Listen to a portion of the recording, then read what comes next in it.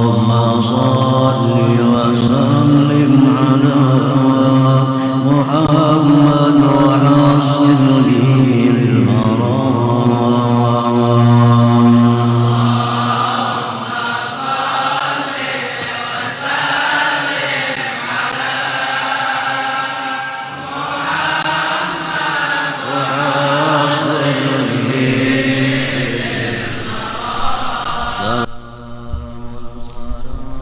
Bismillahirrahmanirrahim. Alhamdulillahi rabbil alamin. Wassalatu wassalamu ala sayyidil anbiya'i wal mursalin sayyidina wa maulana Muhammadin al-amin wa ala alihi wa sahbihi ajma'in, amma ba'd. Qala al-musannif al-imam al-arif billah hujjatul islam Abu Hamid Muhammad bin Muhammad al-Ghazali rahimahullah wa nafa'ana bi ulumih. Keutamaan khusyuk.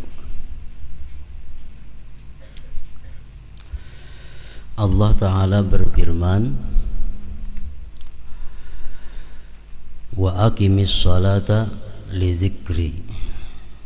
Surat Taha ayat 14. Artinya, dirikanlah salat, dirikanlah sembahyang untuk mengingat aku. Mengingat Allah Subhanahu wa ta'ala di dalam sembahyang itu merupakan bagian daripada khusyuk. Para ulama menjelaskan atau menerangkan apa yang dimaksud dengan khusyuk di dalam sembahyang itu. Mereka berkata, khusyuk itu adalah sukunul jawarih ma'a huduril qalbi. Sukunul jawarih ma'a huduril qalbi artinya tentram, tenang anggota-anggota tubuh beserta hadirnya hati. Nah, itu disebut khusyuk. Maksud daripada sukunul jawarih, tentramnya anggota itu artinya anggota tubuh kita tidak bergerak kecuali pada hal-hal yang diperintahkan. Kepala, tangan, mata, batis, seluruh tubuh kada bergerak kecuali gerakan itu diperintah. Nah, itu ngarannya adalah sukunul jawarih.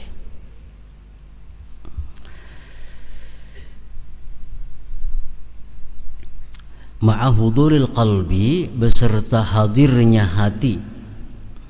Artinya hati hadir itu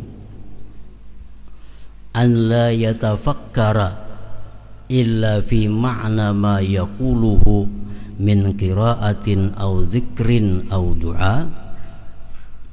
Dia tidak berpikir di dalam sembahyangnya itu kecuali pada makna yang ia katakan, kecuali pada makna yang ia sebut, daripada membaca Al-Quran atau zikir atau doa.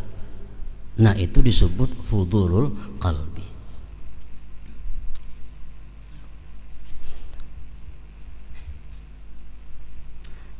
Contohnya kita membaca wajjahtu wajhiya lilladzi fataras samawati wal ard. Nah, sewaktu kita membaca wajjahtu wajhiya, itu hati kita memikirkan apa yang kita baca.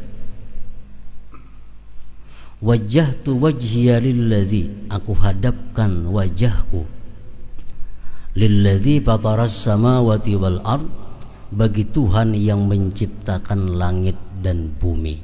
Nah, jadi hati kita mesti memikirkan apa yang dibaca oleh mulut kita. Itu ngarannya adalah hudurul qalbi. Kalau kita membaca misalnya alhamdulillahi rabbil alamin, hati kita ingat kepada kubur, nah itu bukan disebut hadir qalbi.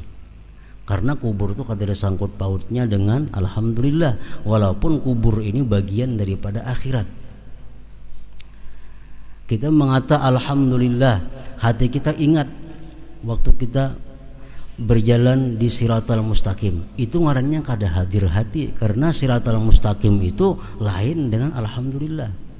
Jadi kalau kita mengata alhamdulillah, dalam hati kita tidak ada lain selain memikirkan bahwa segala puji itu bagi Allah.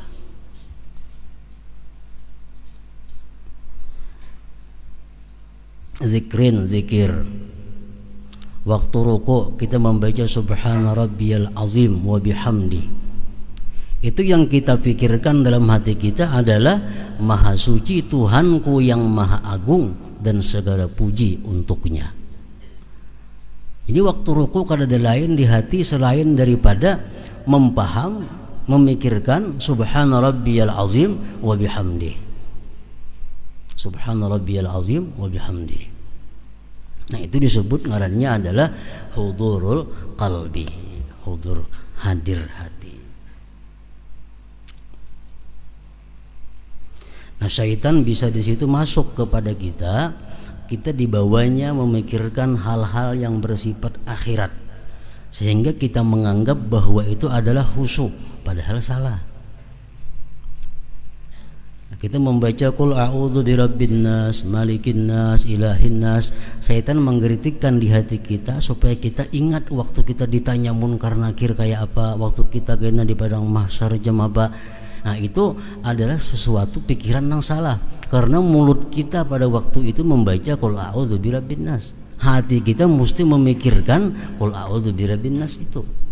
Nah itu ngarannya hudurul qalbi. Doa dalam duduk antara dua sujud kita berdoa rabbighfirli warhamni. Nah hati kita mesti di situ ada satu permohonan kepada Allah, ampunilah ya Allah aku, warhamni kasihilah aku. Nah gitu. Hudurul qalbi, hadir hati ngarannya. Nah jadi hadir hati itu maksudnya adalah bahwa dia tidak berpikir kecuali pada makna yang ia ucapkan,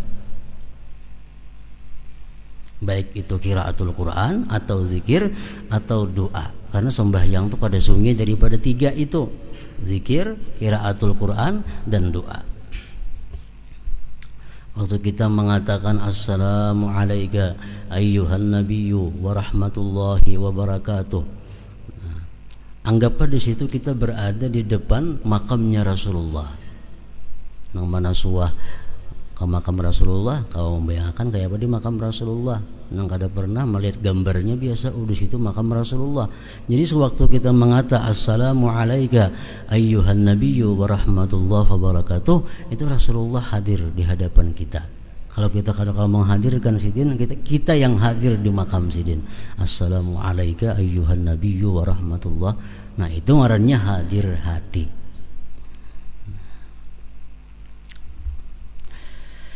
Jadi ingat kepada Allah di dalam sembahyang itu merupakan bagian daripada khusyuk. Artinya dirikanlah salat untuk mengingat aku, jar Tuhan. Nah kedudukan khusyuk di dalam sembahyang, Imam Ghazali mengatakan bahwa khusyuk itu merupakan syarat sah sembahyang. Kalau orang sembahyang itu kada khusyuk, bukan hanya kada diterima tapi kada sah. Nah, yang lain daripada Imam Ghazali ada pula yang mengatakan bahwa khusyuk itu adalah merupakan sunat muakkad daripada sembahyang. Sehingga kalau seseorang itu kada khusyuk, sembahyangnya sah namun dia dianggap kada berpahala. Karena khusyuk itu ruhus salah, khusyuk itu merupakan rohnya sembahyang. Hayam itu ada harga amunnya hidup. Kalau hayam mati dibuang orang, kada ada harganya lagi. Nah kayak itu juga sembahyang kita ada punya nilai di sisi Allah kalau sembahyang itu ada khusyuknya.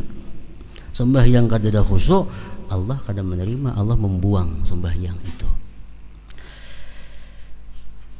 Nah, apakah khusyuk itu disyaratkan di dalam seluruh sembahyang? Nah, satu ulama pun tidak mensyaratkan demikian, karena jelas sudah kada mungkin mulai Allahu Akbar sampai Assalamualaikum kita kawa khusyuk, itu jelas sudah kada kawa kalau ukuran manusia macam kita, karena hati ini ngarannya kalbun bolak balik, hatumatnya tegisir, kita bujurakan tegisir pulang. Nah, yang penting itu khusyuk di dalam sembahyang itu ujar sebagian ulama, pertama di takbir, takbiratul ihram itu mesti khusyuk. Sujud itu jangan kada khusyuk. Rukuk, nah, kalau kada kawa menyeluruh khusyuk itu. Dan Allah Ta'ala berfirman, wala takum minal ghafilin, suratul A'raf 205. Artinya, dan janganlah kamu termasuk orang-orang yang lalai. Janganlah kamu termasuk orang-orang yang lalai. Ini pengertian jangan, artinya tegahan. Tegahan. Jangan sampai kita sembahyang itu lalai. Mulai Allahu Akbar, tuntung sadarnya waktu Assalamualaikum. Waktu Fatihah kita kada sadar, rukuk kada sadar, sujudnya kada sadar, semuaan kada sadar. Begitu Assalamualaikum hanya sadar bahwa aku tuntung sembahyang. Nah, ini Allah melarang, wala takun minal ghafilin, artinya dan janganlah kamu termasuk orang-orang yang lalai. Dan Allah Azza wa Jalla berfirman, la taqrabus salata wa antum sukara hatta ta'lamu ma taqulun, surat An-Nisa 43. Artinya, dan janganlah kamu mendekati salat sedang kamu dalam keadaan mabuk sehingga kamu mengerti apa yang kamu ucapkan. Ini ayat sebenarnya diturunkan kepada orang-orang yang minum arak. Awal-awal Islam minum arak itu dibolehkan, tapi pada akhirnya minum arak dilarang keras. Nah, pada awal-awal mereka itu masuk Islam, arak masih dibolehkan, sehingga mereka habis minum arak dalam keadaan mabuk di bawah sembahyang. Kadang-kadang sembahyangnya mengaur, mesti memuji Allah, memuji berhala karena mabuk. Nah, lalu Allah menurunkan ayat, dan janganlah kamu mendekati salat sedang kamu dalam keadaan mabuk sehingga kamu mengerti apa yang kamu ucapkan. Sadar. Kalau sudah sadar, nah hanya sembahyang. Ada yang mengatakan mabuk karena banyaknya susah, dan ada yang mengatakan karena cinta dunia. Wahab bin Munabbih berkata, yang dimaksudkan dengannya mabuk itu adalah zahirnya, maka di dalamnya terdapat peringatan atas mabuk dunia, karena Allah menjelaskan sebabnya di mana Dia berfirman hatta ta'lamu ma taqulun, artinya sehingga kamu mengetahui apa yang kamu katakan. Banyak orang yang kada mabuk arak, tapi inya sembahyang kada tahu apa yang ia katakan, karena hatinya entah kemana. Nah, jadi artinya dimaksud mabuk itu bukan hanya mabuk arak, mabuk apapun yang menyebabkan kita lupa terhadap apa yang kita baca, kada sadar dengan apa yang kita kerjakan, dihukumkan mabuk juga. Dia berfirman hatta ta'lamu ma taqulun, artinya sehingga kamu mengetahui apa yang kamu katakan. Berapa banyak orang yang mengerjakan salat dan tidak minum khamar, padahal ia tidak mengetahui apa yang ia ucapkan di dalam salatnya itu.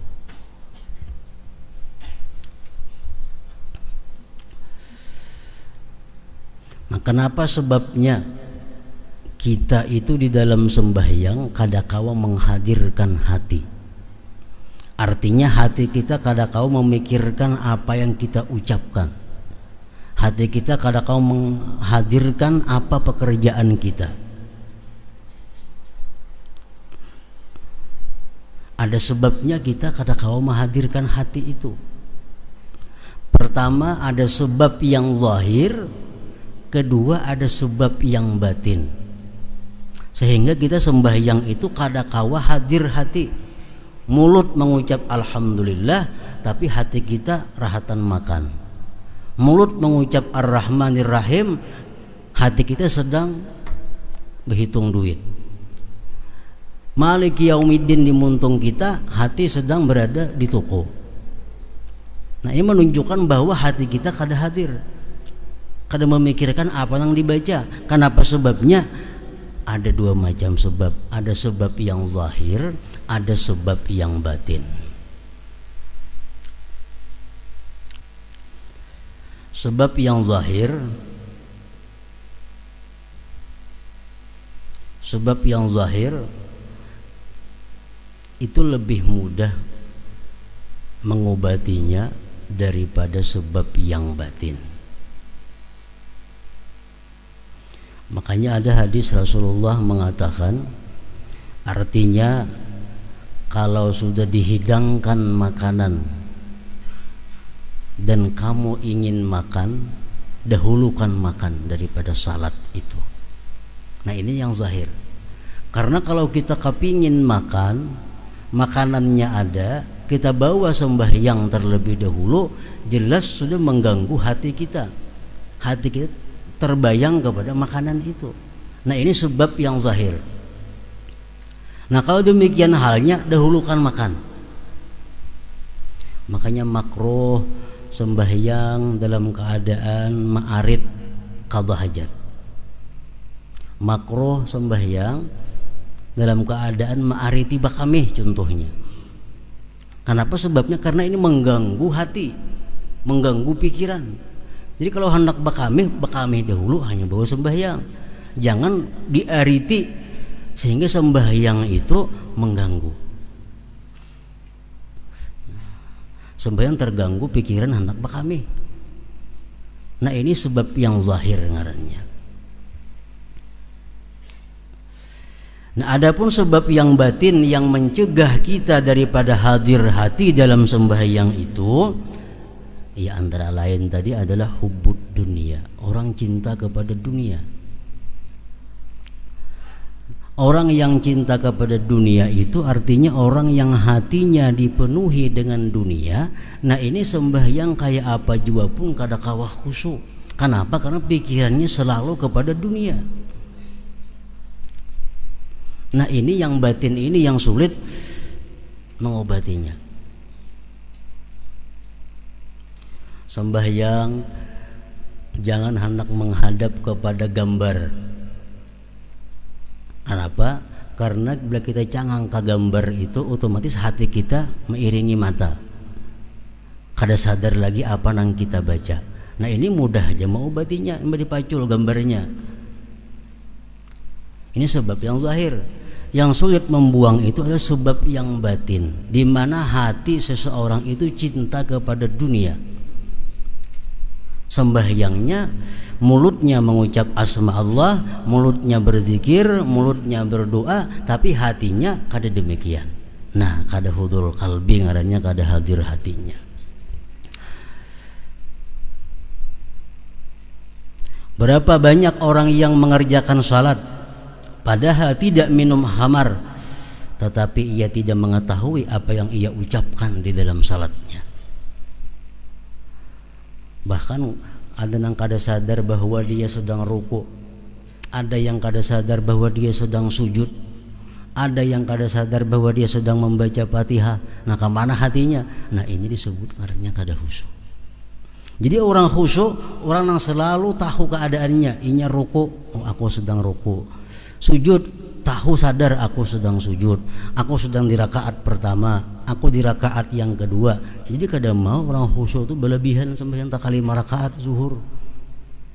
Kenapa? Karena selalu tahu aku rakaat pertama, aku rakaat yang kedua, aku rakaat yang ketiga.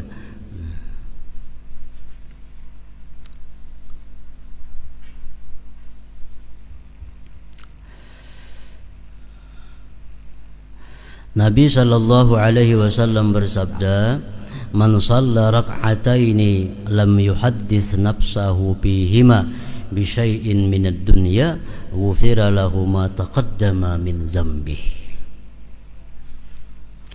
Barang siapa yang salat 2 rakaat di mana ia tidak berbicara di dalam dirinya dengan sesuatu dari dunia, maka ia diampuni dosanya yang telah terdahulu. Artinya sembahyang 2 rakaat, kawa kita mulai Allahu Akbar sampai Assalamualaikum kawa, nah diampuni Allah dosa-dosa kita yang telah lalu. Dalam 2 rakaat itu hati kita sedikit pun kada ingat dengan dunia, kada membicarakan masalah dunia.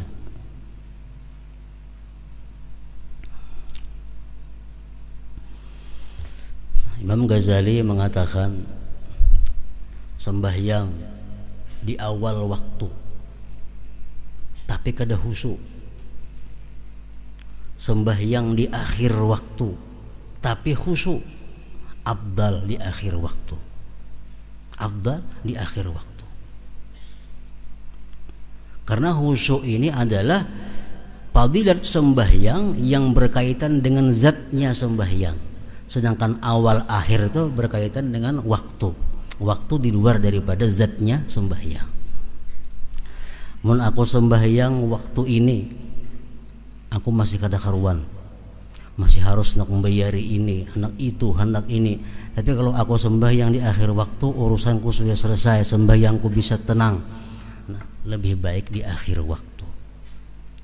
Lebih baik di akhir waktu.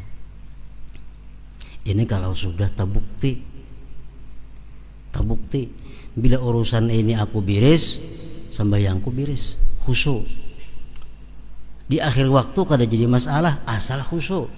Tapi kalau ragu-ragu, aku di akhir waktu belum tentu juga khusyuk. Baik di awal waktu, malahan dapat awal waktunya.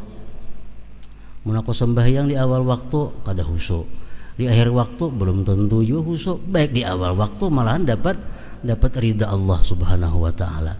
Nah, kalau kita sudah sangkaan kita kuat bahwa kalau di akhir waktu kita bisa khusyuk, lebih baik akhir waktu.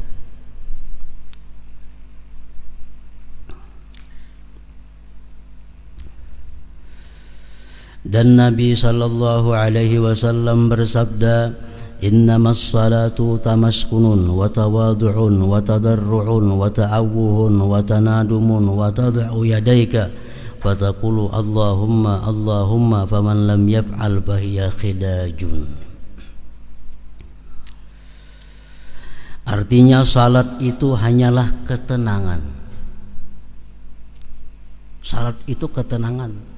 Salat itu kada kawa terburu-buru, tegasa-gasa kada kawa sembahyang.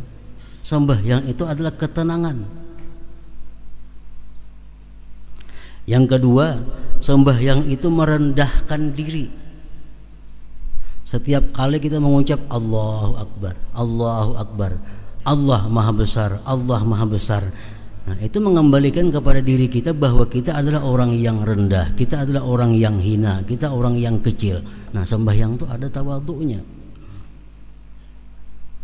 Mendekatkan diri kepada Allah, meratap, menyesal, dan kamu letakkan kedua tanganmu lalu kamu ucapkan ya Allah, ya Allah.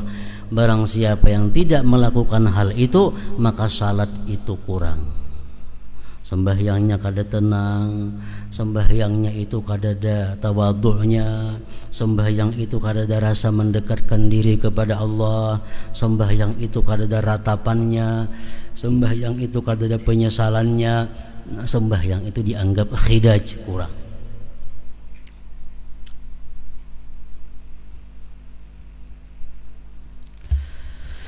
Dan diriwayatkan dari Allah Subhanahu wa taala, hadis qudsi dalam kitab-kitab yang terdahulu, bahwasanya Dia berfirman, "Tidaklah setiap orang yang salat aku terima salatnya. Tidak setiap orang yang sembahyang aku terima sembahyangnya. Aku hanyalah menerima salat orang yang merendahkan diri karena keagunganku dan tidak sombong terhadap hambaku. Ia memberi makan orang fakir yang kelaparan karena mengharapkan keridhaanku.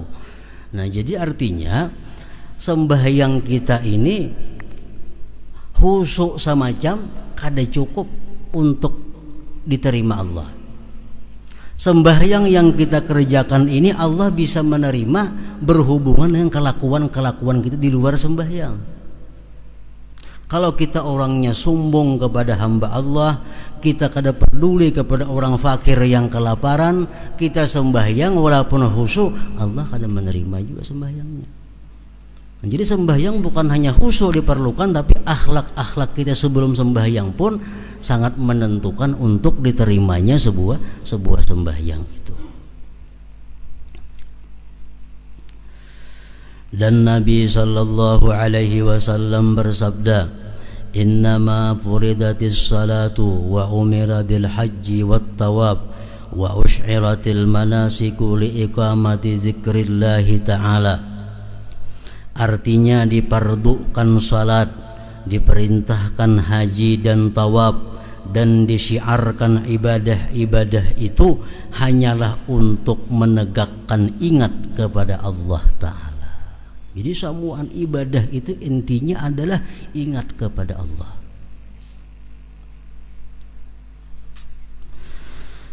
Maka apabila di dalam hatimu tidak terdapat bagi yang diingat Allah, yang adalah Dia yang dimaksud dan dicari suatu kebesaran dan tidak ada juga haibah, maka apakah nilai zikir ingatmu?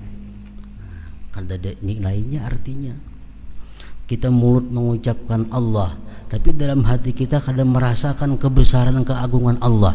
Nah, zikir itu tidak ada nilainya. Dan Nabi sallallahu alaihi wasallam bersabda kepada orang yang ia beri wasiat, pesan. Ujar Nabi kita, "Wa idza shallaita fasalli salata muwaddi'in." Artinya apabila kamu salat, maka salatlah dengan salat orang yang mau berpamitan, meninggalkan, yakni meninggalkan dirinya, meninggalkan hawa nafsunya, dan meninggalkan umurnya, berjalan menuju tuannya. Sembahyanglah kamu sebagaimana sembahyangnya orang yang mengucapkan selamat tinggal. Artinya apa? Kita sembahyang zuhur, kita berkeyakinan, kita berprinsip bahwa zuhur ini akhir sembahyangku, asar belum tahu. Nah, ini salah satu cara untuk membuahkan khusyuk di dalam sembahyang. Aku sembahyang asar. Sembahyang asar ini adalah sembahyang yang terakhir dalam umurku. Sembahyang maghrib belum tahu sampai ke sana umur. Nah, kalau sembahyang asarnya pasti sangat hati-hati, pasti sangat perhatian, karena ia menganggap ini asar sembahyangku yang terakhir dalam hidupku. Maghrib belum tentu, isya apalagi. Nah, itu pesan Nabi kepada seseorang, "Shalli wa idza shallaita fa shalli salata muwaddi'in." Ya ayyuhal insanu innaka kadihun ila rabbika kadham famulaqih. Suratul Insyikak ayat 6. Artinya, wahai manusia, sesungguhnya kamu telah bekerja dengan sungguh-sungguh menuju Tuhanmu, maka pasti kamu akan menemuinya. Allah Ta'ala berfirman, wattaqullaha wa yu'allimukumullah. Artinya, dan bertakwalah kepada Allah dan Allah mengajarmu. Dan Allah Ta'ala berfirman, wattaqullaha wa'lamu annakum mulaquh. Artinya, dan bertakwalah kepada Allah dan ketahuilah bahwa kelak akan menemuinya. Dan Nabi sallallahu alaihi wasallam bersabda, man lam tanhahu salatuhu anil fahsya wal munkar lam yazdad minallahi illa bu'da. Artinya, barang siapa yang salatnya tidak mencegahnya dari kekejian dan kemungkaran, maka tidaklah bertambah dari Allah kecuali jauh. Artinya orang ini sembahyang, tiap hari sembahyang, tiap waktu sembahyang, tapi kemunkarannya tetap terus jalan juga. Sembahyang kada pernah ketinggalan, munkarnya pun kada ketinggalan juga. Nah, orang ini sebenarnya makin hari makin jauh dengan Allah Subhanahu wa taala, bukan makin dekat. Kenapa? Sebabnya itu menunjukkan bahwa sembahyang yang dilakukannya itu kada diterima oleh Allah Subhanahu wa taala. Sebab sembahyang yang diterima Allah pasti mencegah diri daripada berbuat munkar. Orang yang sembahyang itu diterima Allah mantah hati berbuat yang haram. Orang yang sembahyangnya diterima Allah tertutup mulutnya untuk berkata-kata yang haram. Orang yang sembahyangnya diterima Allah tertutup telinganya mendengari yang haram. Kalau masih suka berkata yang haram, mendengar yang haram, pertanda sembahyangnya itu belum diterima oleh Allah Subhanahu wa taala.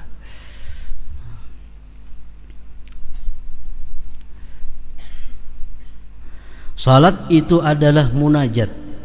Maka bagaimana salat itu dengan lalai? Nah, jadi khusyuk sembahyang ini walaupun menurut sebahagian ulama merupakan hanya sunat muakkad, artinya kalau orang kada khusyuk sembahyangnya sah saja, cuma sembahyang itu kada bernilai pahala di sisi Allah Subhanahu wa taala dan kada meninggikan derajat kita di sisi Allah Subhanahu wa taala. Hanya sekedar melepaskan, menggugurkan kewajiban kita. Sembahyang panjang tapi kada khusyuk, lebih baik sembahyang pendek tapi khusyuk. Makanya ujar Nabi kita kepada sahabat beliau Sayyidina Muaz, waktu Muaz ini menjadi imam, ayatnya panjang-panjang. Nah, sehingga orang di belakang marah kepada Sayyidina Muaz itu. Akhirnya mereka melapor kepada Rasulullah. Nah, Rasulullah memanggil Sayyidina Muaz, "Ikam kalau sembahyang jadi imam, bal yukhaffif, inting-inting, jangan panjang.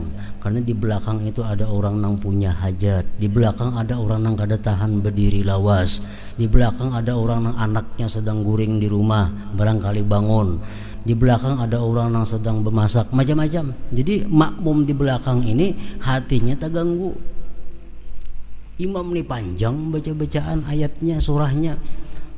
Nah, itu mengurangi akan kekhusyuan sembahyang yang di belakang. Jadi sembahyang itu apalagi berjamaah, apalagi makin banyak jamaahnya, makin pindik sembahyangnya, supaya bisa menambah kekhusyuan. Kadang mengganggu pikiran orang yang di belakang.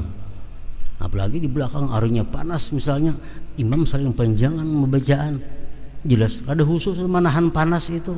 Atau harinya di belakang hari hujan, imam membacanya panjang. Nah, ini mengganggu sembahyang di belakang. Pokoknya makin banyak jamaahnya, makin pendek bacaannya. Imam Jumat kah, jangan lagu-lagu ha. Di belakang tuh kada samuan katuju mendengar lagu nang mana batis manggatar kada tahu lagu baik laginya. Nah, nahan batis sudah. Jadi bila imam Jumat makin banyak jamaahnya makin pendek. Latih kayak di Makkah sembahyang Jumat qul ya qul Allah ya, kadang-kadang ayatnya jamaahnya banyak. Orang macam-macam manusia. Nah, kalau sembahyang saurangan sama laman kada apa-apa, itu aja bagi sequranan baca, ada jadi masalah. Nah, jadi kita bukan hanya disuruh berusaha supaya kita khusyuk, dan kita berusaha orang lain pun juga supaya khusyuk makmum itu.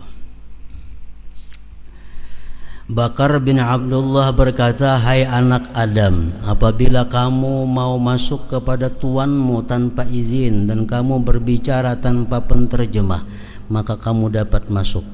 Lalu ditanyakan, "Bagaimanakah hal itu?" Ia menjawab, "Kamu sempurnakan wudukmu dan kamu masuk ke mihrabmu, maka ketika itu kamu telah masuk kepada tuanmu tanpa izin dan kamu berbicara kepadanya tanpa penterjemah." Artinya sembahyang itu adalah menemui Allah. Kita sembahyang itu kita menemui Allah. Nah, kita bermunajat kepada Allah, berdialog kepada Allah, minta sesuatu kepada Allah dalam sembahyang itu. Dari Aisyah radhiyallahu anha berkata, adalah Rasulullah sallallahu alaihi wasallam berbicara kepada kami dan kami berbicara kepadanya. Apabila datang salat maka seolah-olah beliau tidak mengenal kami dan kami tidak mengenalnya, karena sibuk dengan keagungan Allah azza wa jalla. Artinya Nabi itu dikisahkan kalau Sidin hendak sembahyang, seolah-olah Sidin itu kada patuh lagi lawan kami, seolah-olah kami kada patuh lagi lawan Sidin. Kenapa? Kita waktu hendak sembahyang itu Sidin terbayang keagungan Allah, sehingga yang lain ini kada terhiraukan lagi, kada terhirani lagi.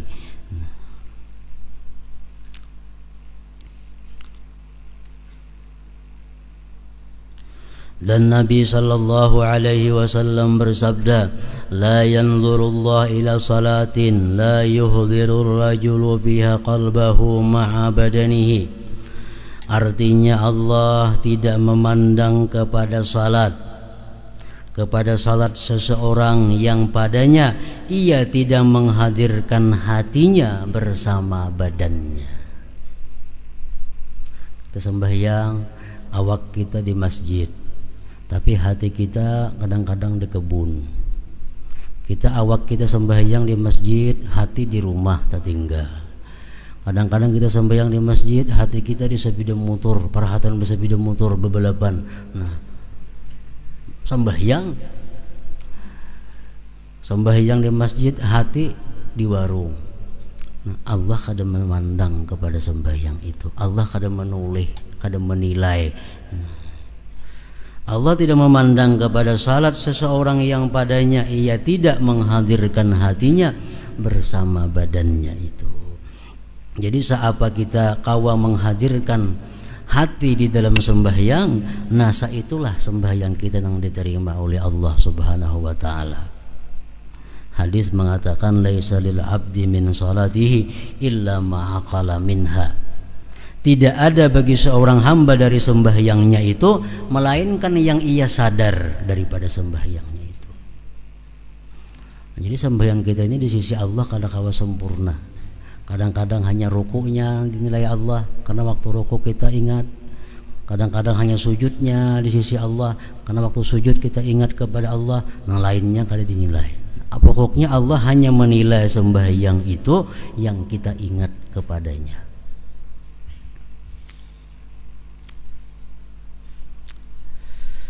Allah tidak memandang kepada salat seseorang yang padanya ia tidak menghadirkan hatinya bersama badannya. Ibrahim al-Khalil alaihi salam apabila berdiri untuk salat maka terdengar detak jantungnya pada 2 mil karena takut keagungan Allah. Sa'id at-Tanuhi apabila salat maka tidak terputuslah air mata dari kedua pipinya atas janggutnya. Dan Rasulullah sallallahu alaihi wasallam melihat seseorang bermain-main dengan janggutnya di dalam salat, lalu beliau berkata, "Lau khasha'a qalbu hadza la khasha'at jawarihuhu." Artinya seandainya hati orang yang ini khusyuk, niscaya anggota-anggota badannya itu khusyuk juga. Jadi manusia terdahulu yang mulia, para aulia-aulia Allah, mereka sembahyang itu kada sama satu sama lainnya. Ada yang sembahyang itu senang, gembira, hatinya nyaman menghadap Allah.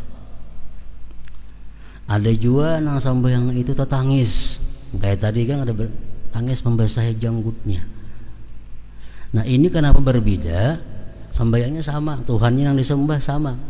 Nah berbeda demikian karena berbeda makam kedudukannya. Yang pertama, kedudukan yang disebut u'budillah ka'annaka tarah.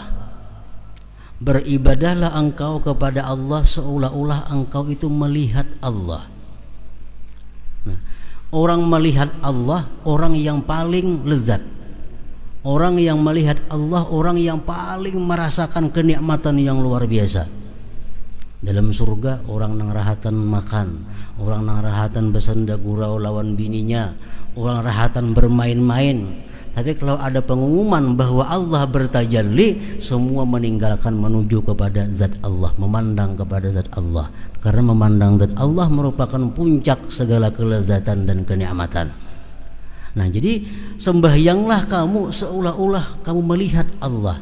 Nyaman artinya.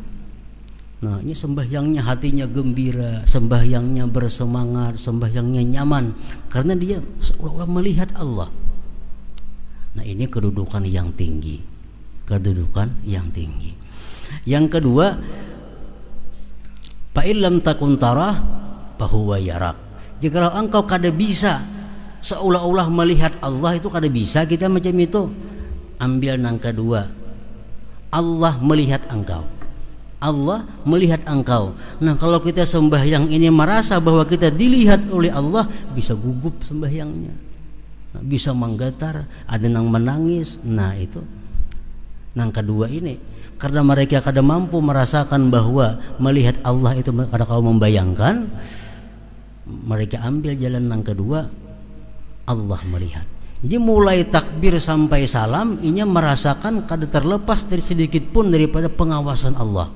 Mulai Allahu Akbar, nah ini sudah merasa bahwa Allah melihat dirinya, ini merasa Allah memandang, sedikit pun kada terlepas dari pandangan Allah. Otomatis sembahyang itu ada beban.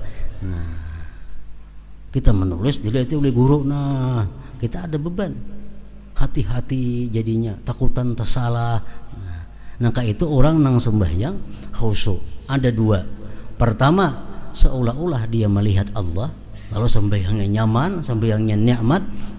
Atau kalau kada kawa itu merasa dilihat Allah, diperhatikan Allah. Nah, hati-hati sembahyangnya, bacaannya hati-hati, rukuknya hati-hati, sujudnya hati-hati. Hatinya pun takut kalau berpaling daripada Allah, karena dia tahu Allah mengetahui hatinya.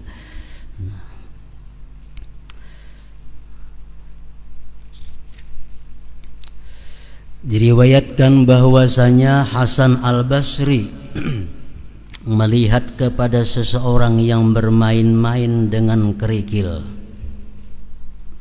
Kerikil, nah di tangan diputar-putar kan? Nanti nang sembahyang di tanah sambil maudak batu. Hasan Basri melihat itu, sambil berkata orang tersebut, ya Allah, kawinkanlah saya dengan bidadari. Doa nih, ya Allah, kawinkanlah saya dengan bidadari. Tapi tangan kersengganaan apa-apa kada kucawi. Nah, muntung bersuara, ya Allah, kawinkanlah aku dengan bidadari. Melihat itu lalu beliau Hasan Basri berkata, seburuk-buruk peminang adalah kamu, seburuk-buruk pelamar bidadari adalah kamu. Kamu meminang bidadari padahal kamu bermain-main dengan kerikil. Dikatakan kepada Khalaf bin Ayyub, tidakkah lalat itu menyakitkan kamu di dalam salat, lalu kamu tolak? Ia menjawab, saya tidak membiasakan diriku terhadap sesuatu yang merusak salatku. Ditanyakan, bagaimanakah kamu sabar terhadap hal itu? Ini Khalaf ini sembahyang, banyak lalat berhinggapan di awak sidin. Gak ada sidin kibah-kibah lalat nih tuh. Kenapa jurang tahannya biar lalat nih tuh kada mengibah-ngibah? Ia menjawab, telah sampai kepadaku bahwasanya orang-orang fasik itu sabar terhadap cambuk-cambuk sultan agar dikatakan pulan itu sabar, dan mereka berbangga dengan itu. Sedangkan saya berdiri di hadapan Tuhanku Allah, apakah saya bergerak karena lalat itu?